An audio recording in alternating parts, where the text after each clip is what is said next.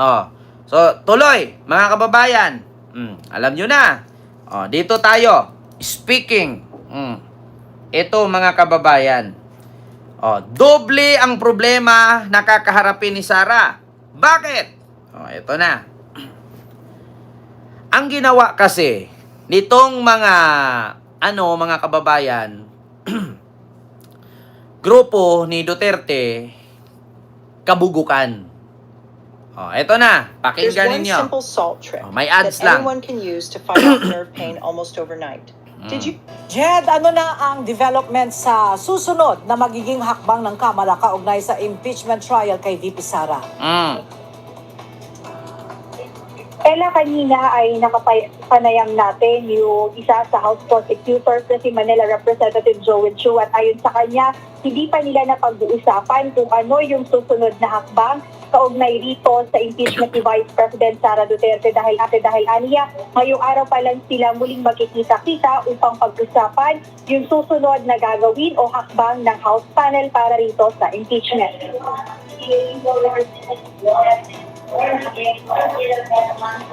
Muling pag-uusapan kung ano ang magiging susunod na hakbang matapos ang desisyon ng Senado na ibalik ang articles of impeachment sa Kamara. Ito ang naging pahayag ng isa sa House Prosecutor sa impeachment trial ng pangalawang Pangulo na si Representative Joel Chua. Ayon sa mambabasa, nalulungkot sila dahil aniya maliwanag na paglabag sa saligang batas ang naging desisyon ng Senado. Paliwanag pa niya na mandato ng mga senador ang mag-file at magdesisyon sa ganitong klase.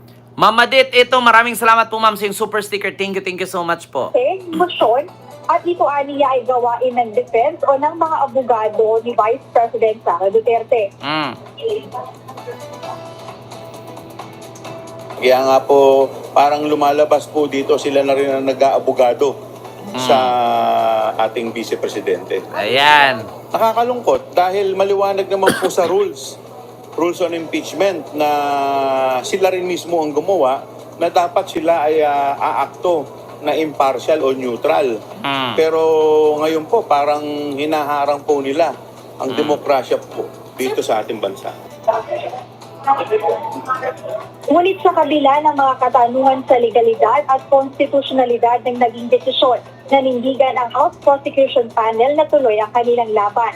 Dagdag pa ng isa sa House Prosecutor sa impeachment na si Atty. Shell Jokno, malinaw sa konstitusyon na kapag na-transmit ang articles of impeachment na nalagdaan ng at least 1/3 ng members of House, ay walang ibang gagawin kundi agad-agad dapat i-trial ang kaso. Ibig sabihin ng trial ay ang tatanggapin ng ebidensya upang mga testigo ihahain ng exhibits dahil ayon mismo ang utos ng konstitusyon ayon kay Atty. Jokno. Narinig nyo mga kababayan? Babalik po ito. Pinirmahan po kasi ayon sa konstitusyon, once na pirmahan ng Congress yan, 1/3 na congressman and congresswoman pipirma, ibig sabihin tuloy yan, bawal ibalik. Ang tanong, tinanggap ba ni House Speaker Martin Romualdez? Hindi. So ngayon, matutuloy yan. Bakit? Magbabanggaan ang Congress at Senate dito. Hindi mangyayari mga kababayan na ihinto ng Senado. Congress at Senate magbabanggaan dito. Ngayon, pag nagbanggaan ang Congress at Senate, diyan na si Marcos magsasalita. Sabi ko nga sa inyo mga kababayan, gulo po ito. Kapag ang Congress kakampihan ng tao, ang Senado hindi papaboran ng tao, maa-abolish po yan. Maniwala kayo sa akin mga kababayan. Maraming susuporta sa Congress kaysa sa Senate. Gulo yan. Maniwala kayo sa akin mga kababayan. Gulo talaga yan.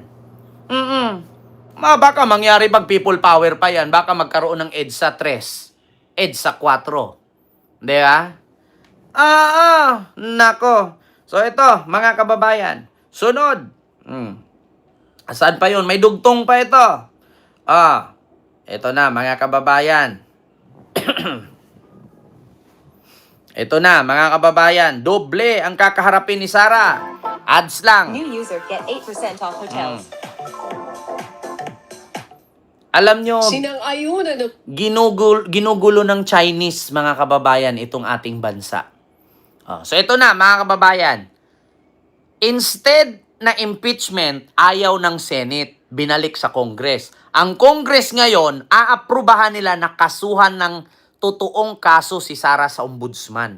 Sinang-ayunan naman ng House of Representatives kagabi ang committee report ng House Committee on Good Government and Public Accountability na nagre-rekomendang sampahan ng kasong kriminal si Vice President Sara Duterte. Patay. Ito kaugnay ng umano'y maling paggamit ng confidential funds ng Office of the President o Vice President at Department of Education. Ayon sa komite, 4 na kaso ang inirekomendang isampa laban kay Duterte, kabilang ang technical malversation, perjury, bribery at plunder. May panawagan din kasuhan ang iba pang opisyal ng gobyerno dahil sa katiwalian at pamimeke ng dokumento. Nako. Batay sa investigasyon, lumitaw ang paggamit umano ng peking acknowledgement receipt at mga kahina-hinalang dokumento mula naman sa OVP at DepEd na may kaugnayan sa paggamit ng mahigit 600 million pesos na confidential funds noong 2022 at 2023. In the draft committee report, the following matters were exhaustively deliberated upon. Number 1. Ayun, mga kababayan, ito po ang ikakaso kay Sara. Obstruction of inquiry, misuse of confidential fund, interference and bribery, and systemic flaws in the GC 2015-01. Yan po ang magiging kaso niya. 1, 2, 3, 4. Panglima po siguro dyan ang criminal case. Diba? Yan po ang mangyayari, mga kababayan. Ayan po ang committee findings na dapat ikaso kay Sara sa Ombudsman. Yan ang kapalpakan ni Bato at ni Cayetano. Bahala kayo. Sabi nga ni Cayetano, imbis na ma-impeach na, maging Bato pa. Yun, criminal case po yun, Ma'am Edita, yung pagbabanta niya. Tuloy. 1. Obstruction of inquiry. Number 2. Misuse of confidential funds. Nako. Number 3. Interference and bribery. Hala. And number 4. Systemic flaws in the Joint Circular 2015-01. Nako. Rinig nyo, mga kababayan? Nako po. Patay kang bata ka. Madudoble talaga problema niya dito, mga kababayan. Sasakit ang ulo. Hindi ko alam kung laslas lang sa leeg, pilay sa braso, baka ang gagawin nito magsaksak sa sarili ito. Mga kababayan. Hindi natin malalaman na mayroon ng Vice Presidente tumalon sa tulay. Di ba? Bato, kasalanan mo to eh. May sumo na din kanina, pinadala na. Natanggap na ng opisina ni Sara. Alam niyo, sa totoo lang, mas kampante pa ako dun sa impeachment eh. Kasi impeachment lang naman yun. Pag ma-midnight, hello po. Pag uusapan pa lang naman yun, maghihimay-himay pa lang naman. Diba? Hindi pa naman kaso yun at hindi pa siya ma-convict doon, hindi pa siya makukulong doon. Hindi pa siya hahanapan doon kasi tatanungin pa lang, pagdidibatihan pa lang. Tapos bubutuhan ngayon nila. Ibubuto natin, siyam tayo. Hindi tayo pabor dyan. Dapat nililitis-litis, kimi-kimi, kahit kaplastikan na litis lang dapat, di ba? At least hindi sila lumabag sa konstitusyon. Kahit sabihin, sige, ilitis natin, Article 1, impeachment. Di ba ang sabi ni Sara, kapag ako pinatay, may nakausap na akong killer. Kapag ako pinatay, patayin niya si Bongbong, si Lisa, si Romualdez. No joke, no joke. Pero ang sabi naman kasi ni Sara doon, kapag siya namatay. So kung hindi siya patay, walang mangyayari sa tatlo. Pwedeng maabsuelto siya doon. Bakit? Hindi pa naman patay si Sara. Kapag hanggang 2028 si Sara buhay, walang mamamatay sa tatlo. Ang problema lang sa mga senador, uradang close eh. Pwede naman nating ilihis yun eh. Kahit sabihin natin, nagbanta si Sarah.